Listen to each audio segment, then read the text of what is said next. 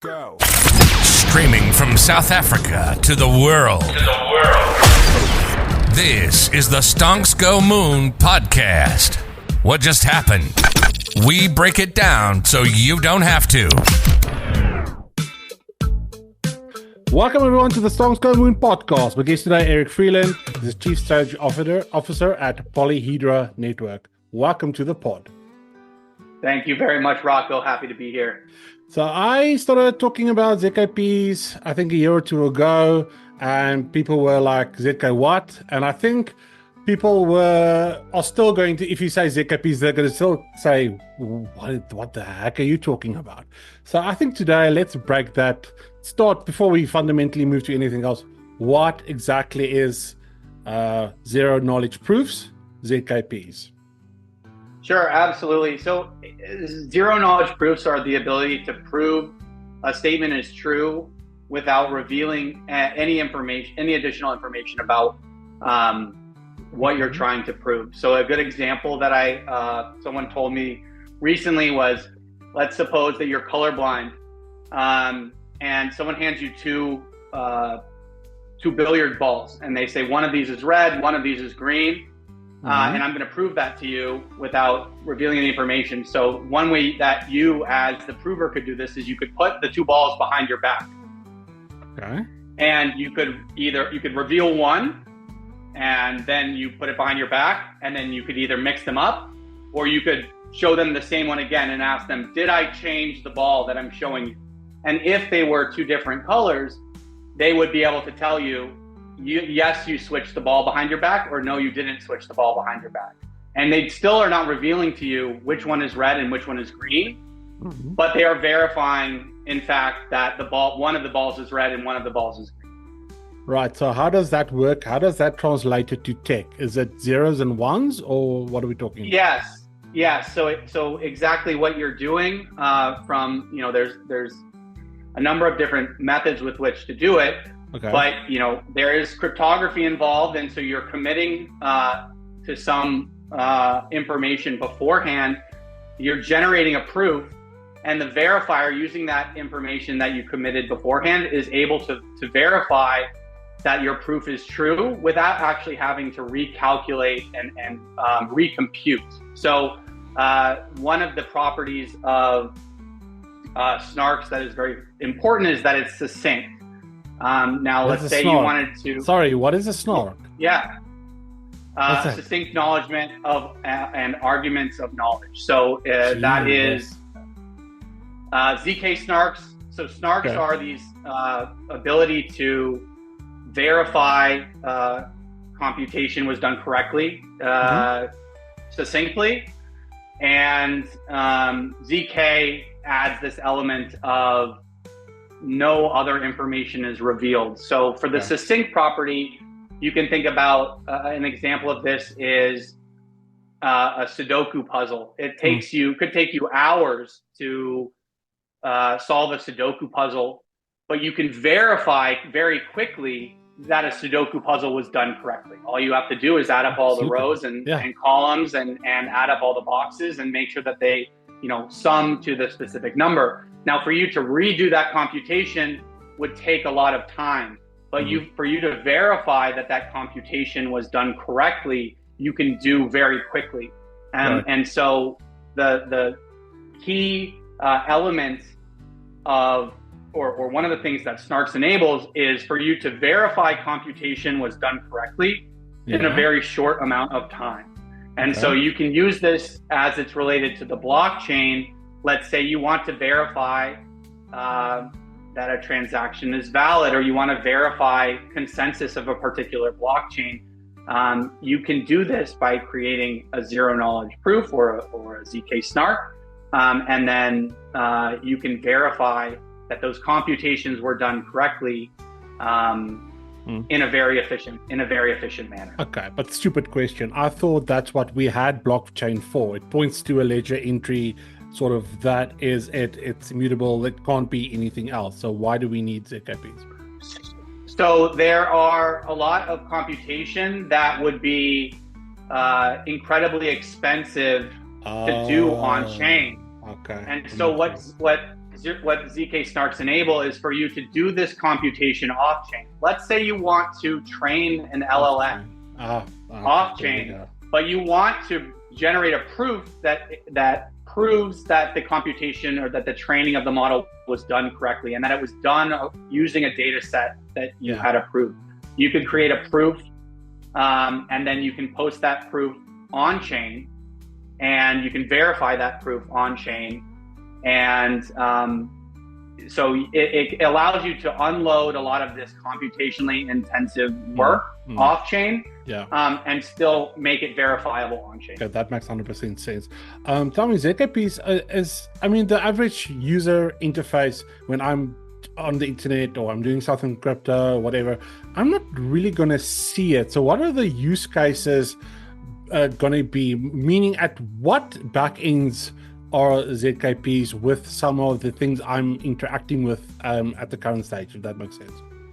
Yeah, absolutely. So I think we're seeing a lot of interest in ZKPs for scaling blockchains. And it's for the same reason that we just talked about. You can offload the compute to some place where it's cheaper, where block space is less expensive, where the block times are faster, and then you can use a zero knowledge proof to prove that the transaction is valid, the sender had enough of a particular token to send, that it is included in the Merkle tree, and then you can post that proof to mainnet or to Ethereum in order to kind of reconcile that with the layer 1 chain. So that's if you're interacting with Linea or Scroll or any of these kind of ZK rollups, they're definitely they're utilizing this technology.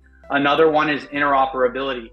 So you can use zero knowledge proofs to prove the state of one chain and then verify it on another chain.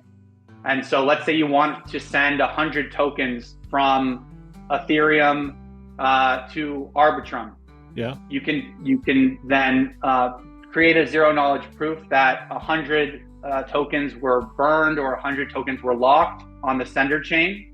And you can verify that proof on the receiver chain and then unlock those tokens or mint those tokens on the receiver chain. So it's a way to share state in a tamper-proof and verifiable manner between blockchains, because blockchains were architected in this way of very monolithic. Like, we can verify that all the data on our own individual blockchain is correct, and it's been you can prove it mathematically. But as soon as you get to the point of trying to share data in a trustless manner between blockchains, they're not meant for that. And so you need to introduce this new kind of technology. And there are other ways to do it. I think the most common other solution for this is some sort of validator network that sits in the middle that has validators sign off on the authenticity of a state of one blockchain, but you're introducing additional trust assumptions. You're trusting this validator set, whereas with zero knowledge, you're just trusting the mathematics and the cryptography and the zero knowledge. Yeah, 100%. And then I would say the last one that ZK is, I think when it was first becoming popular and people were first starting to learn about it, is obviously privacy. And so, there are these privacy protocols like Zcash that utilize ZK early on. Where we're starting to see a lot of interest in zero knowledge is from who? Sorry, from who? Interest from who? I would say traditional financial institutions that want to figure out how to utilize blockchain, but they don't want all of their transactions to be public to everyone that interacts with their blockchain. Obviously. And so you can use ZK to enable obfuscation of transaction data. So sender, receiver, amount transferred. You can also architect it in such a way so that it is compliant, and so that if someone, let's say there's a compliance entity that wants to reveal the underlying information, they have the ability to do so. How difficult is it to integrate ZKPs into traditional finance infrastructure? The solution, the architecture, we have built something. We have a few POCs that we're working on right now. I think working with traditional finance is always takes a little bit longer because, they have so many customers. Yeah. They have so much value at risk. They have so much reputation at risk. So they want to move very, very prudently. Carefully, and ZKPs are relatively new technology. So I think what we'll start to see is these being rolled out as kind of innovation projects within a small group or a contained use case. And then when there's success there, we will start to see it expand. But I would say there's lots of interest in the traditional finance space. And it is just going to be a matter of time before we start to see large scale projects rolling this out. Because, I think this idea of privacy, scalability, verifiability are all things that are appealing to those institutions. So what about neobanks like Revolut? Would they accelerate this process because of their innovative ways and taking on, basically becoming the de facto challenger banks to the traditional banks? I think that there is, the traditional banks are in maybe have an advantage because they have so much experience understanding the regulation and understanding what needs to be satisfied from a compliance perspective. Because they wrote the regulation. That might be true. My words. Exactly. And so, I do think that banks like Revolut have an opportunity to move quickly and kind of roll these things out in a faster manner. Yeah. What I think you may see is that they may have to be careful and make sure that they're adhering to all of the different, regulation and requirements from a compliance perspective, which, as we know, varies greatly based on region, based on use case. And so, that in itself might be one of the reasons that it would slow a company like Revolut down. Yeah. So let's talk about one or two projects that you were involved in, the one being expander proof system. What exactly did that do for you guys? Yeah, so I lost you on the video. I don't know if that was intentional. I went into the metaverse for a bit. I'll be back okay. kind of when I'm back, but yeah, just no problem. I'm okay. Just go on as if I'm here. All right, I will definitely. So Expander is our own proof system that we have invented in-house and then that we have now open sourced. Yeah.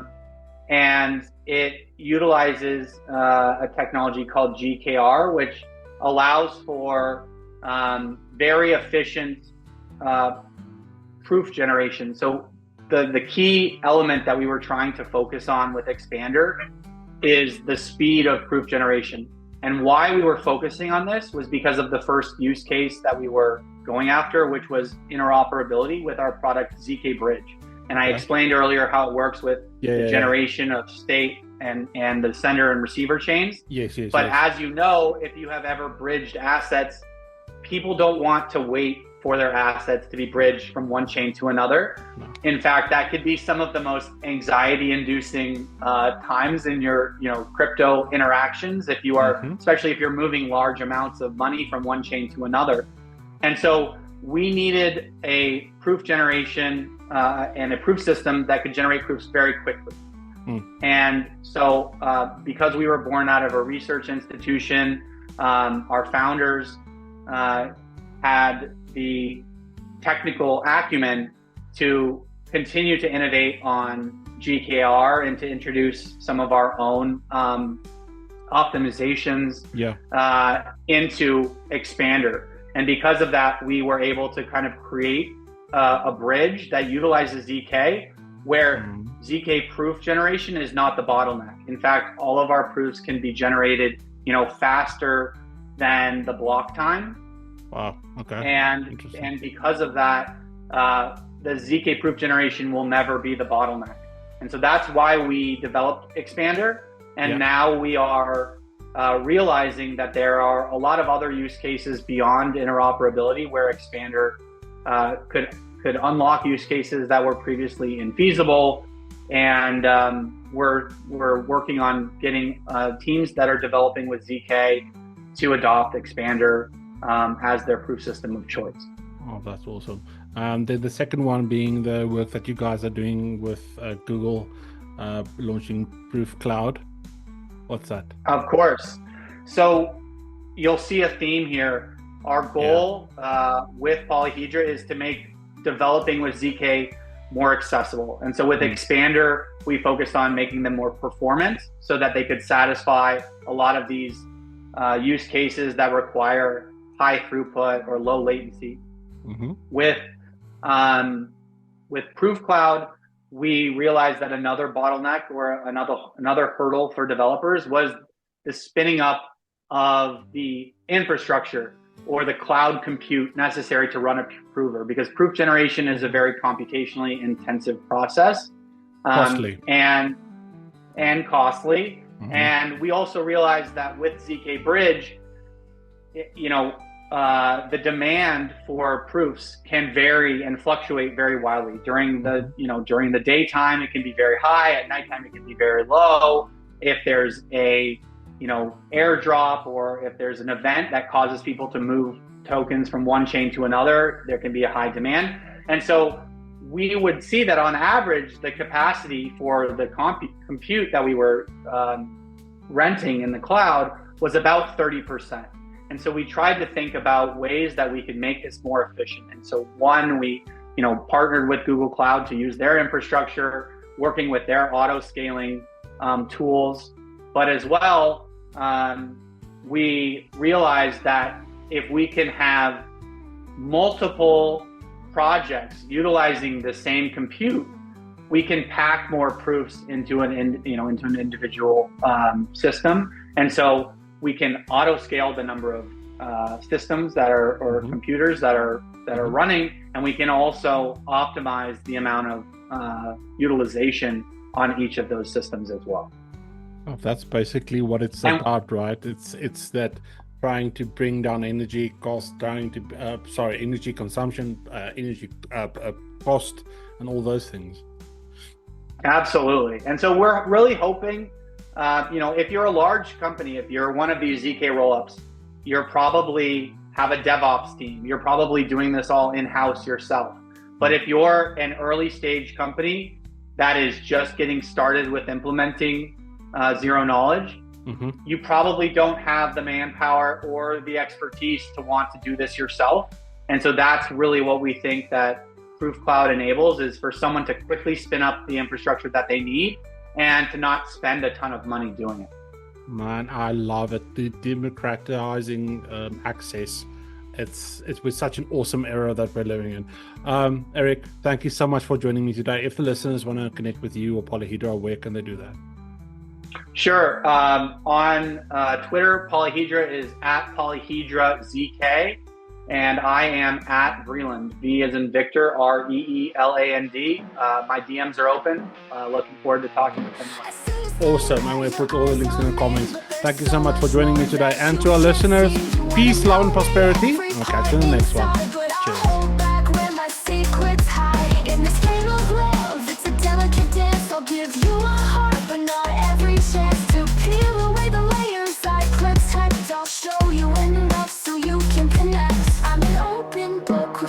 Cheers. You feel my love, but the rest stays concealed. I'll prove my heart in every little move. Zero knowledge, yet my love is true.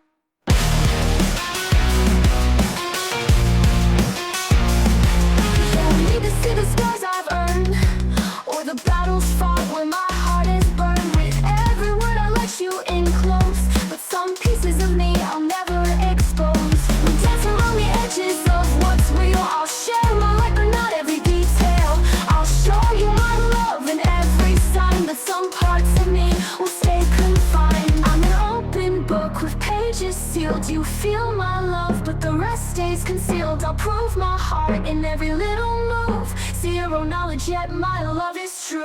I'm an open book with pages sealed. You feel my love, but the rest stays concealed. I'll prove my heart in every little move. Zero knowledge, yet my love is true.